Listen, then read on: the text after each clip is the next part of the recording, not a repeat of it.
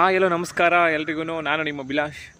ತುಂಬ ಜನ ಖುಷಿಯಾಗಿದ್ದೀರಾ. ಯಾಕಪ್ಪ ಅಂತಂದರೆ 1 by 1 ಕಾಲ್ಫಾರ್ ಆಗ್ತಾ ಇದೆ. ಯಾವ ಎಕ್ಸಾಮ್ ಬರೀಬೇಕು, ಯಾವ ಎಕ್ಸಾಮ್ ಬರೀಬಾರ್ದಪ್ಪ ಅನ್ನೋ ಅಷ್ಟು ಕನ್ಫ್ಯೂಸಲ್ಲಿದ್ದೀರಾ. ಮತ್ತು ಇನ್ನೊಂದು, ಯಾವ ಎಕ್ಸಾಮ್ಗೆ ಓದಬೇಕಪ್ಪ, ಯಾವ ಎಕ್ಸಾಮ್ಗೆ ಓದಬಾರ್ದಪ್ಪ ಅಂತಲೂ ಕೂಡ ತುಂಬ ಜನ ಕನ್ಫ್ಯೂಸಲ್ಲಿದ್ದೀರಾ. ಯಾರು ಕೂಡ ಕನ್ಫ್ಯೂಸ್ ಆಗಬೇಡಿ. ಯಾಕೆ ಅಂತಂದರೆ ನಿಮಗೆ 1 by 1 ಕಾಲ್ಫಾರ್ ಆಗ್ತಾ ಇದೆ. ನೀವು ಯಾವುದಲ್ಲಾದರೂ ಒಂದರಲ್ಲಾದರೂ ನೀವು ಕ್ಲಿಕ್ ಆಗೇ ಆಗ್ತೀರಾ. ಮತ್ತು ಇವತ್ತು ಬೇರೆ ನಿಮಗೆ ಕರ್ನಾಟಕ ಸರ್ಕಾರದಿಂದ ಒಂದು ಹೊಸ ಡೈರೆಕ್ಷನ್ ಅಂದರೆ ಮಾರ್ಗಸೂಚಿ ಕೂಡ ನಮ್ಮ ಶಿಕ್ಷಕರ ಹುದ್ದೆಗೆ ಸಂಬಂಧಪಟ್ಟಂಗೆ ಒಂದು ಮಾಹಿತಿ ಬಿಟ್ಟಿದ್ದಾರೆ. ಏನೇನು ಎಜುಕೇಷನ್ನು ಯಾವ್ಯಾವಿಗೆ ಮತ್ತು ಯಾವ್ಯಾವ ಎಜುಕೇಷನ್ ಜೊತೆ ನಿಮ್ಮದು ಪರ್ಸೆಂಟೇಜ್ ಏನಿರಬೇಕು ಅದ್ರ ಬಗ್ಗೆ ತುಂಬ ಡೆಪ್ತಾಗಿ ನಮ್ಮ ಕರ್ನಾಟಕ ಸರ್ಕಾರದಿಂದ ಒಂದು ಮಾಹಿತಿ ಬಂದಿದೆ.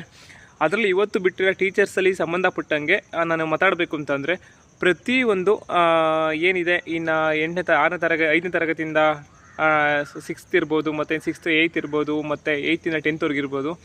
ಪ್ರತಿಯೊಂದು ಏನು ನೀವು ಯಾವ ಎಕ್ಸಾಮಿಗೆ ಬರೀತೀರಾ ಆ ಎಕ್ಸಾಮಲ್ಲೆಲ್ಲ ಕೂಡ ಕಂಪ್ಯೂಟರ್ ಕ್ವಶನ್ಸ್ ಬಗ್ಗೆ ಅಲ್ಲೇ ಮೆನ್ಷನ್ ಮಾಡಿದ್ದಾರೆ, ಗಣಕಯಂತ್ರ ಅಂತ ಅಂದ್ಬಿಟ್ಟು.